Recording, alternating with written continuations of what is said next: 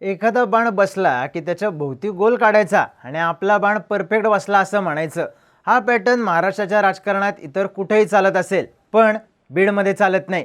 बीडमध्ये अंदाज लावणंच कठीण असतं. अंदाज लावलाच तरी तो अचूक येणं कठीण असतं, कारण बीडच्या वाऱ्याचा अंदाज लागत नाही. हे सगळा महाराष्ट्र म्हणतो ते उगाच नाही.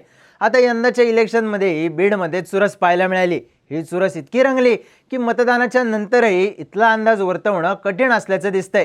बीडच्या 6 जागांवर नेमकं कोण चाललं हे पाहूयात. अर्थात हे अंदाजच आहेत. स्थानिक पत्रकारांनी, राजकीय विश्लेषकांनी मतदानानंतर व्यक्त केलेले. बीडमध्ये नेमकं कोण चाललं पाहूयात या व्हिडिओमधून. नमस्कार, मी चिन्मय आणि तुम्ही पाहताय बोल भिडू. पहिली जागा बीड विधानसभेची. संदीप क्षीरसागर तुतारीकडून तर योगेश क्षीरसागर घड्याळाकडून असा इथला पवार विरुद्ध पवार सामना. 8 दिवसांपूर्वी बीडमधून शरद पवार गटाचे संदीप क्षीरसागर पिछाडीवर आहेत असं चित्र होतं. पण शेवटच्या टप्प्यात संदीप क्षीरसागर यांनी प्रचार यंत्रणा हलवली आणि जागा रेसमध्ये आणली. दोन्ही उमेदवार ओबीसी समाजातून येत असल्यानं ओबीसी मतांचं विभाजन झालंय. तर मराठा मतं शरद पवार आणि जरांगे फॅक्टरमुळे संदीप क्षीरसागर यांच्याकडे वळाल्याचं स्थानिक पत्रकार सांगतात. जयदत्त क्षीरसागर यांनी योगेश क्षीरसागर यांना पाठिंबा दिल्यामुळे मुस्लिम मतं थोड्याफार प्रमाणात घड्याळाकडे जाऊ शकतात.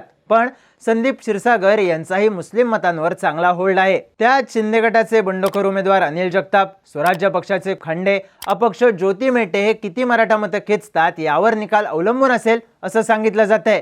त्यामुळे बीडच्या जागेचा परफेक्ट अंदाज सांगता येत नाही असाच असल्याचं मत व्यक्त करण्यात येत आहे. बीडची जागा कोड्यात असली तरी परळीची जागा मात्र एकतर्फी निघू शकते असं सांगण्यात येत आहे. इथं अजित पवार गटाच्या धनंजय मुंडे यांना शरद पवार गटाच्या राजेसाहेब देशमुख यांनी आव्हान दिलं.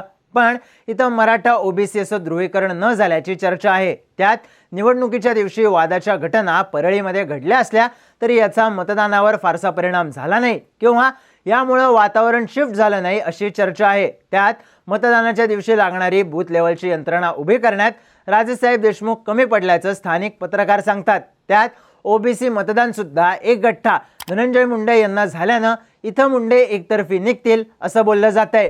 पुढची जागा आहे गेवराईची. गेवराईमध्ये विजयसिंह पंडित आणि बदामराव पंडित असा 2 मराठा उमेदवारांमध्ये सामना झाला.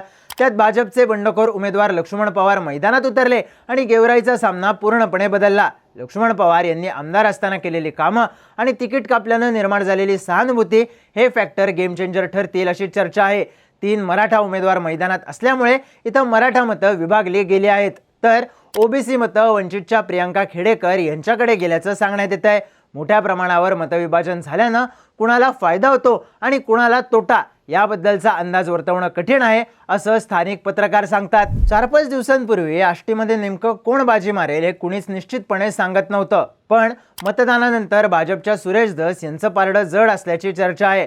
आष्टीचा सामना भाजपचे सुरेश धस, अजित पवार गटाचे बाळासाहेब आजबे, शरद पवार गटाचे मेहबूब शेख आणि अपक्ष भीमराव धोंडे असा चौरंगी झाला. यात मराठा मतांचं विभाजन भाजपचे सुरेश धस आणि शरद पवार गटाचे मेहबूब शेख यांच्यात झालं तर ओबीसी मतं अपक्ष भीमराव धोंडे यांच्याकडे वळाली. अजित पवार गटाचे बाळासाहेब आजबे रेसमध्ये नसल्याची चर्चा झाली. स्थानिक पत्रकारांनी दिलेल्या माहितीनुसार मराठा मतांचं भाजप आणि शरद पवार गटात विभाजन झालं असलं तरी मराठा मतं सुरेश धस यांच्याकडे मोठ्या प्रमाणात शिफ्ट झाली आहेत. मेहबूब शेख यांना शरद पवारांनी उमेदवारी जाहीर केली खरी, पण धसांच्या तुलनेत शेख कमजोर उमेदवार ठरल्याची चर्चा झाली.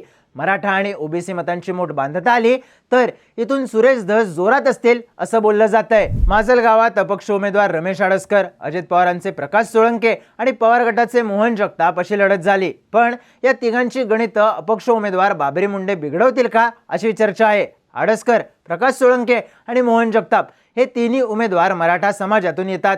त्यामुळे मराठा मतांचं विभाजन या 3 उमेदवारांमध्ये झाल्याचं सांगण्यात येत आहे. या सगळ्यात ओबीसी मतं एक गठ्ठा बाबरी मुंडेंच्या पाठीमागे गेल्याचं बोललं जात आहे.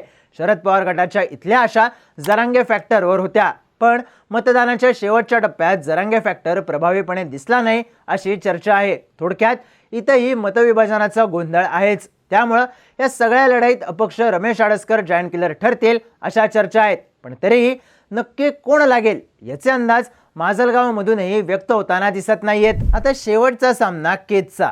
केजमध्ये मुंदडांची यंत्रणा चालणार असं बोललं जात होतं आणि शेवटच्या काही दिवसात तसं चित्र सुद्धा दिसलं. कारण अपक्ष रमेश आडसकर यांनी शेवटच्या टप्प्यात मुंदडा यांना मदत केली. आडसकर मूळचे केजचे, त्यामुळे त्यांनी ग्राउंडवर मुंदडा यांना मदत केली. शरद पवारांच्या पृथ्वीराज साठेंनी चांगली ताकद लावली होती, पण ग्राउंडवर त्यांची यंत्रणा कमी पडल्याचं स्थानिक पत्रकार सांगतात. त्यामुळे मतदानापूर्वी केजचा सामना साठेंच्या बाजूने झुकल्याचं जे चित्र येत होतं ते मतदानानंतर बदलल्याचं स्थानिक पत्रकारांकडून सांगण्यात येतंय. पण असं असलं तरी मुंदडा यांना जागा एकतर्फी काढता येणार नाही असाही अंदाज व्यक्त केला जातोय. म्हणजेच इथंही वातावरण संमिश्रच आहे. थोडक्यात सांगायचं तर बीड जिल्ह्यातल्या परळी आणि आष्टी या जागा सोडल्या तर बाकीच्या 4 जागांवर नेमकं कोण लागेल याचा पक्का अंदाज कुणालाच वर्तवण्यात येत नाहीये. मतदान जोरात झालं आहे आणि इथल्या फाईट सुद्धा. लोकसभेत बीडचा निकाल सगळ्यात शेवटी आला होता. आता विधानसभेला सगळा जिल्हा हाच पॅटर्न दाखवणार का, याकडे सगळ्यांचं लक्ष लागलेलं असेल. तुम्हाला काय वाटतं, बीडमध्ये नेमकं काय होईल? तुमची मतं आणि प्रतिक्रिया कमेंट्समध्ये सांगा आणि माहितीपूर्ण व्हिडिओज पाहण्यासाठी बोलबिडूच्या यूट्यूब चॅनलला सबस्क्राईब करायला विसरू नका.